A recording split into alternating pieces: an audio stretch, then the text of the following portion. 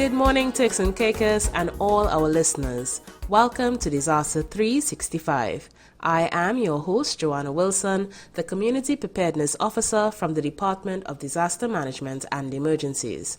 We are in the peak of the 2019 Atlantic hurricane season, and there is certainly a lot of activity within the Atlantic basin. The ocean temperature is hot and the environmental conditions are favorable for storm formation. Therefore, there is no better time to underscore the importance of completing all your hurricane preparedness and mitigation measures to secure yourself, your family, your property, and your investments. During the week of August 25, 2019, the Turks and Caicos Islands were placed under a tropical storm alert based on the forecasted projections by the Bahamas Met Office. However, Tropical Storm Dorian shifted its track and quickly developed into a catastrophic Category 5 hurricane forecasted to impact the Bahamas Islands. On the 31st of August, 4 members of Team DDME, namely Dr. Virginia Clevo, Director of DDME, supported by Mike Clevo, Kiana Bowen, and Kevin DeBoit, were pre-deployed by SEDEMA, the Caribbean Disaster Emergency Management Agency, to support our close neighbors and friends in the Bahamas as Hurricane Dorian approached them. Joining us now briefly via telephone is Dr. Clevo from Nassau, Bahamas. Dr. Clevo, please tell us what's the current status and the operational plans moving forward. Team DDME is here in Nassau, Bahamas, in the NEOC, which is the National Emergency Operating Center, supporting the Rapid Needs Assessment Team, RNET, which is part of SEDEMA. At this time, we are awaiting the all clear. Once we receive the all clear, then we will be deployed to, one team will be deployed to Grand Bahama and the other team will be deployed to Abaco. I will lead the 8-man team into Abaco, and there we will do various type of assessment, WASH assessment, the health sector assessment. We'll be looking at infrastructure and civil engineering aspect of it, airports, seaports. We will also be looking at sheltering needs, debris management, as well as any other information that would be useful that we could provide to SEDEMA, to NEMA, to help to inform decision and priority needs going forward.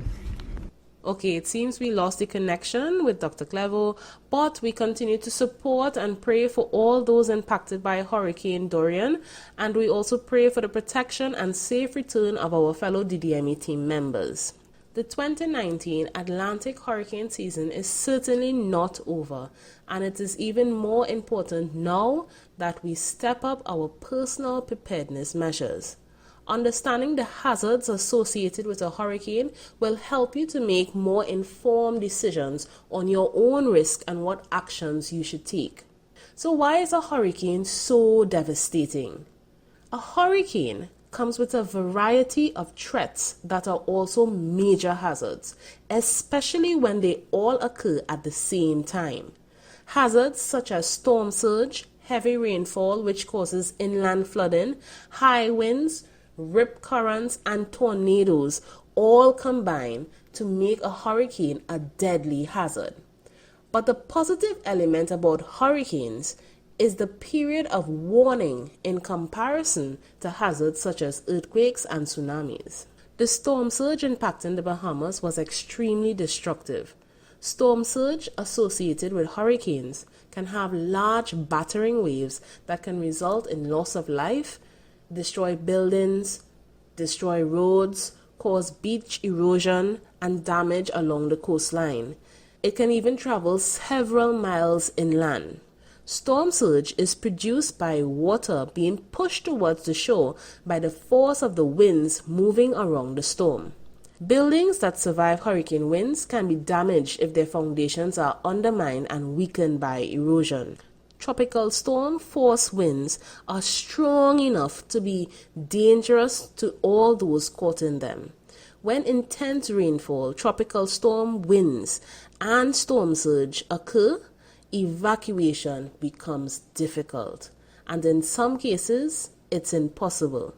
Therefore, When an evacuation order is issued, you must take heed and evacuate immediately before the onset of tropical storm force winds.